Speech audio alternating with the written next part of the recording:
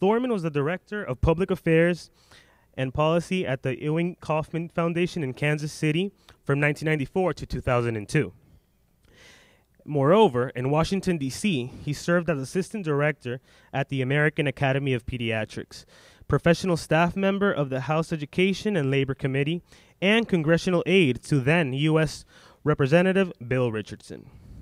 He also served a brief stint as a reporter for the National Catholic Reporter in Los Angeles, California. In addition, he also has a law degree from the University of Missouri, Kansas City, and a master's in business administration from Rockhurst University. Without further ado, again, it is my pleasure to introduce to you Mr. Damian Thorman.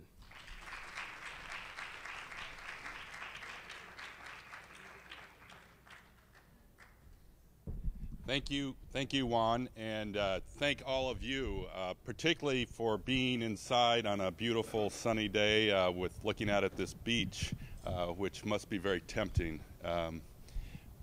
Thank you for taking the time to really become engaged in your community. This is something that Knight really works hard at trying to do, to support people like you to come together and to really participate and to help our community become a better place.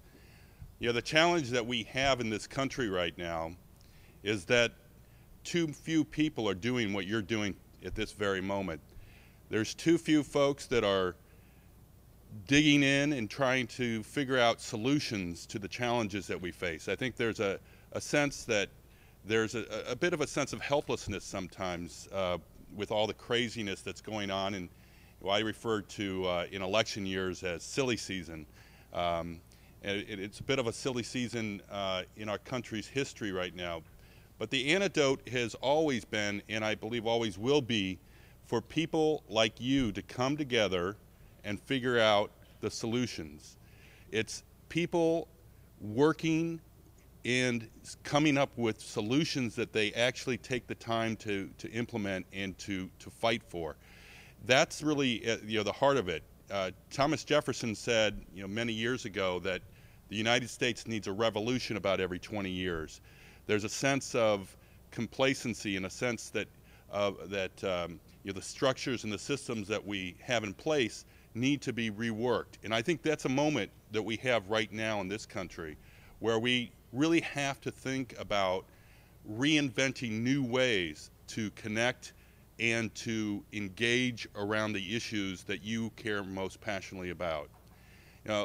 That's what Knight's trying to do, is provide that platform. But ultimately, it will be you coming together in groups like this and hopefully over the next year and the years beyond in many different groups in many different areas.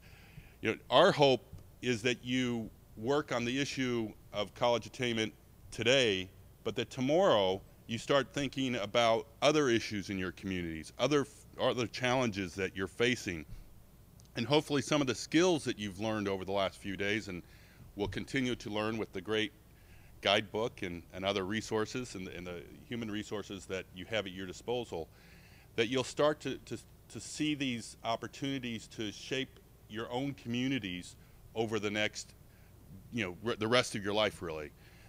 It's really that capacity that we're trying to get at, because, as I said, the government is you. I think sometimes we think of the community and the moving an agenda forward as this abstract being somewhere else.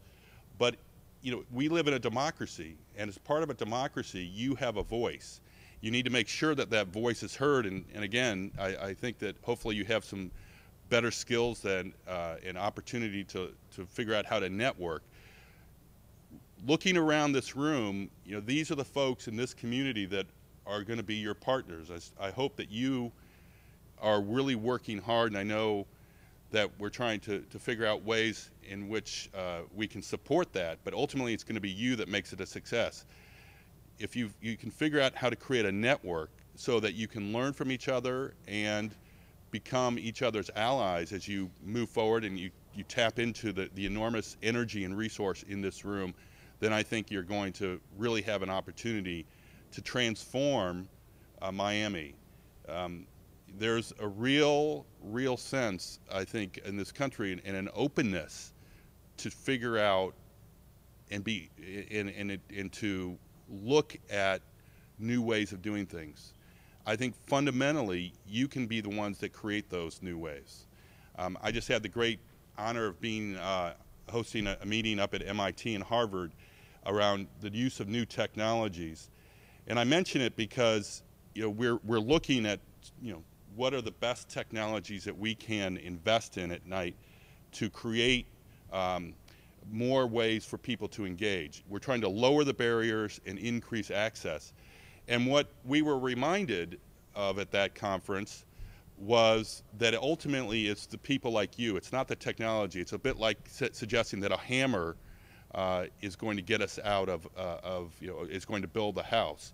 You need people to pick up the hammer, to work together, and you need the skills and the energy and the passion that's in this room. Tools are important, don't get me wrong. I think that they can be, we're spending an enormous amount of time trying to build new tools that will allow you and other people and communities to become more engaged.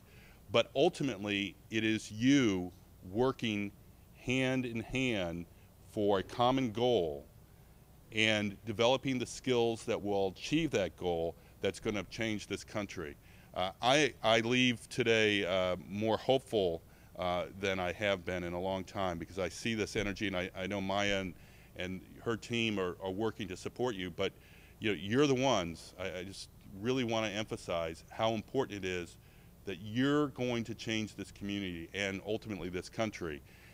And so being here is an important first step, and thank you for doing that. And thank you, and have a great day.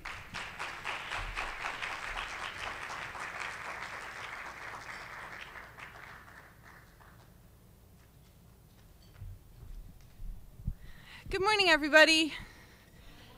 How many of you guys have heard of Turbo Vote?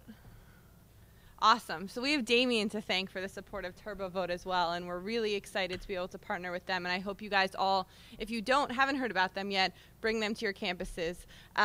So as I said on Friday, we're really lucky to have funders that are also partners.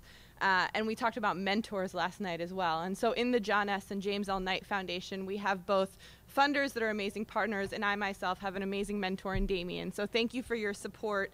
And thank you. Can we give one more round to the Knight Foundation for bringing you here?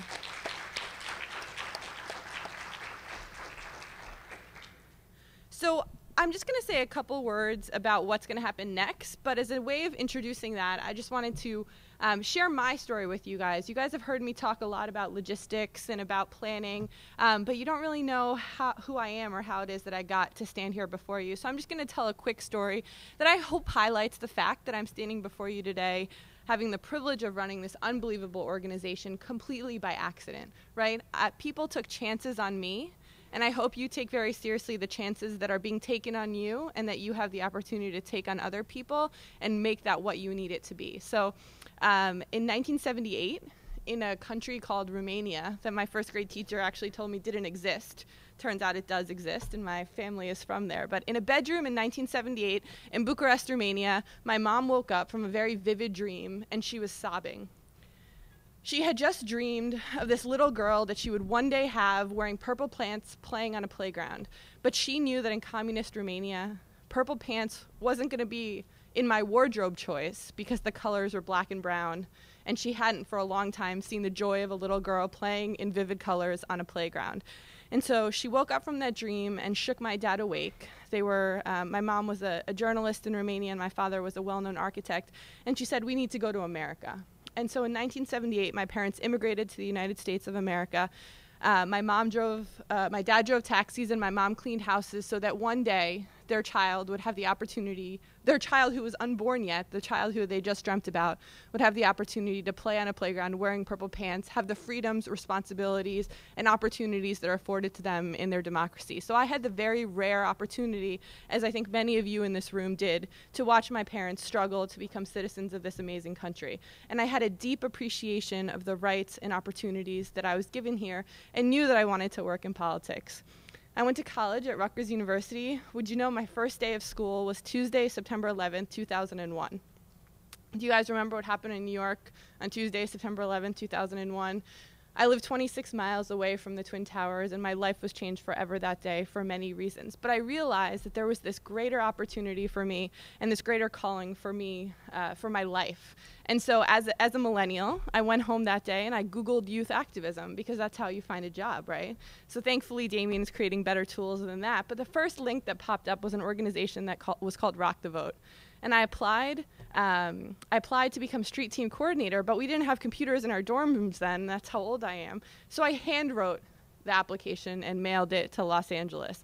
I was told that I was hired because I had very neat handwriting, right? So my professional career began because I had very neat handwriting. And that was the first sort of accidental chance that was taken on me that has led me here today. It is an absolute privilege and the best part of my job to now be able to professionally take chances on amazing leaders like yourselves. But what I want to say is that for all the ups and downs, I hear no 1 million more times than I hear yes. And so what's about to happen is that these powerful young people, are going to give out $25,000 to the projects that you think have the highest likelihood of success at increasing community engagement and increasing completion rates in the state of South Florida.